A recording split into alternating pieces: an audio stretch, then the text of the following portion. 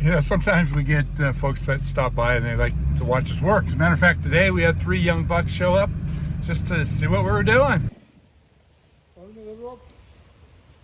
You ready? Yep, I am.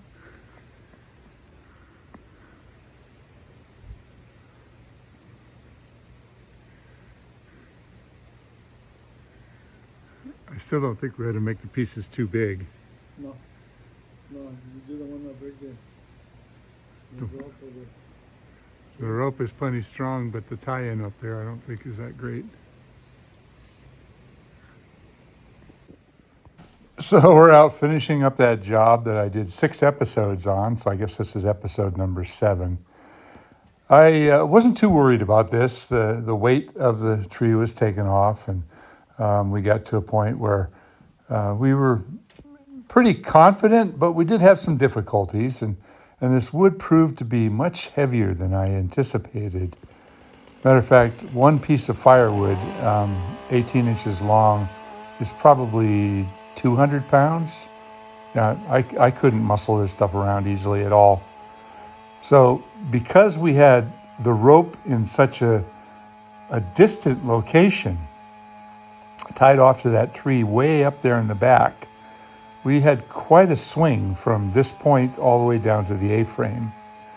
And from that point, it wasn't too bad.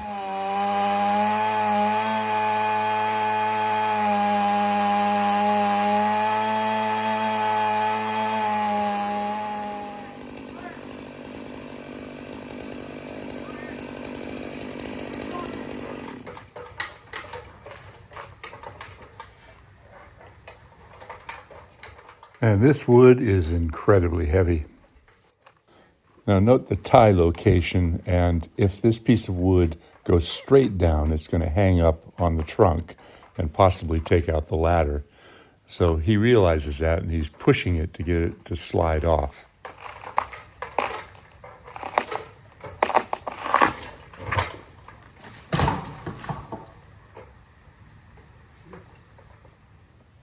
This was a brand new chain. The only thing we've been cutting on is this live oak. You can see how dull it is. Wow, this magnifying lens is amazing. It is.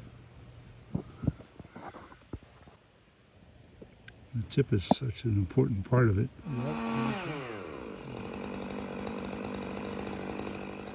So because each of these pieces of wood that we're lowering with the rope is very short, we don't want the knot to slip off, so we're cutting these little notches in a couple of places that we can tie the knot around and into.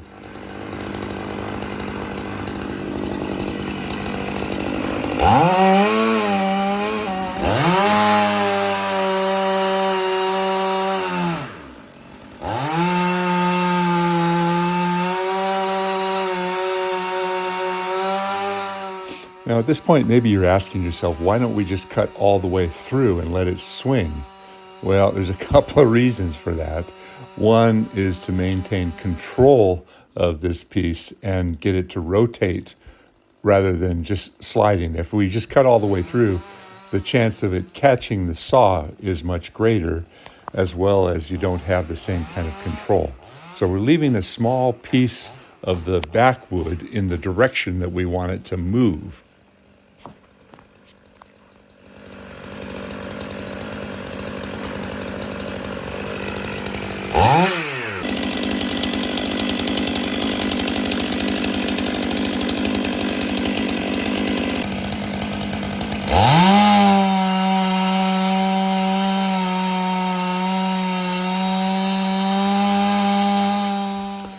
Judging how much wood to leave is a skill that we develop. We know the strength of the wood and we know the breaking point.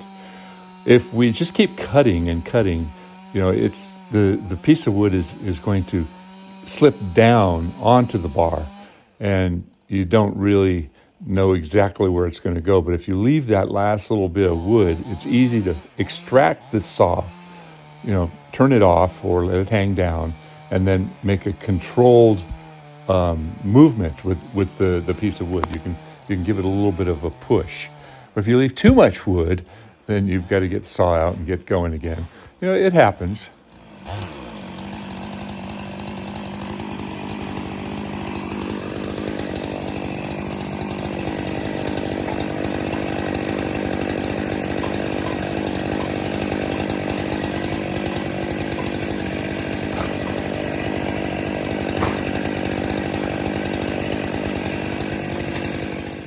Don't really like working from a ladder, but we didn't really have an option here. There was nothing else to tie into.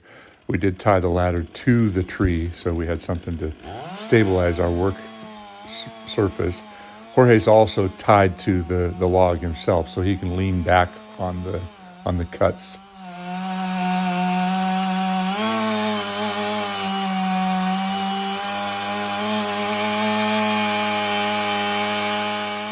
Now, the guy on the rope, in this case it's me, has got to pay really, really close attention, because if I'm not aware of exactly when this piece lets loose, then I can't control where I drop it. If I hold on too tight, then it's going to swing too high. Sometimes it depends upon the position. Sometimes you want to let it just hit the ground immediately. Get the swing started and then let it move towards the ground without going back up in the air.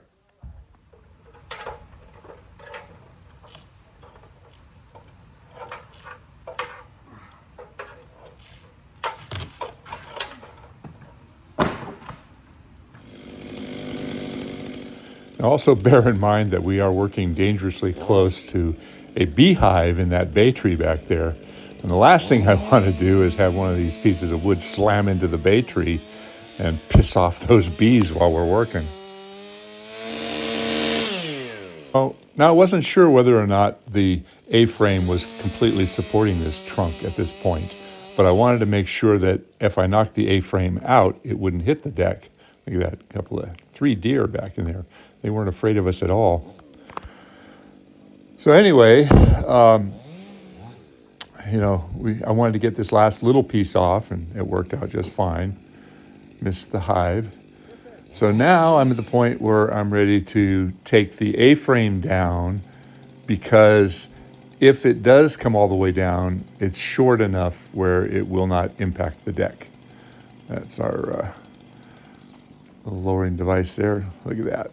Oh yeah, backing up. This is out of order here, but I wanted to show that. And we're all done with the rope. We're pulling it up and down. This is a bull rope that we're using. It's a pretty strong rope. I think it has like a 12,000 pound breaking strength.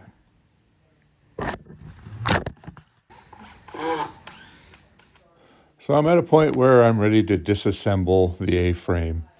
The screws that I put in, they were about $1 a piece. They were really, really good timber type screws. They were all 6-inch screws, and I wanted to save them. And it made it easier to disassemble the A-frame by just unscrewing everything with my drill. At this point, I felt pretty sure that I got enough weight off of the trunk that it was going to support itself. So I wasn't at all surprised when we knocked out these last bits of the A-frame and it did not fall down. Now the timbers here, those are 4x8 timbers, and they're quite heavy. That's Douglas fir. I salvaged those from a house that was being torn down. Turned out they were the absolute perfect size pieces for this whole operation. And as you can see there is still enough of the root system to support that trunk. But had the trunk been, 15, 20 feet longer, then I'm sure it would have just continued to rotate down and go into the deck. Now this is interesting. Live oak creates this buildup on the bar, and we're constantly scraping it off because it creates a thickness that drags in the kerf. Now, if any of you guys know of a substance that removes this stuff easily, let me know. I've tried all kinds of different substances. I've tried diesel, I've tried kerosene, I've tried, lacquer thinner and all kinds of stuff. And it just, it seems like it's best just to be scraped off by hand. This is about 1,000 pounds here.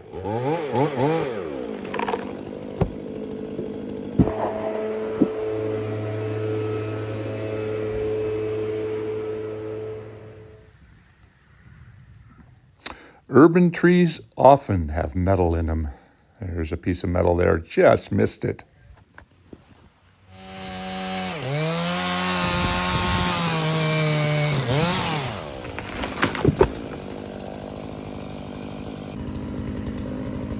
Now here's a good trick.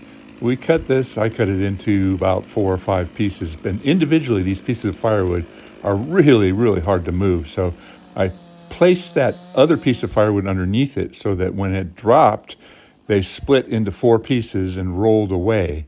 Ideally, I would have liked all 4 of them to roll out of there, but it made it so much easier. Had I just cut them off one at a time, I would have had to stop and go down and muscle it out of the way for the next piece. So this was a clever little trick there that sped things up. There's yet another trick. I put another piece of firewood under here to allow me to get it out of the way. You know, think about your cuts and how you can move this heavy stuff. That piece of wood is several hundred pounds. Perfect. Now I totally cleaned off all this gunk, but it built up again.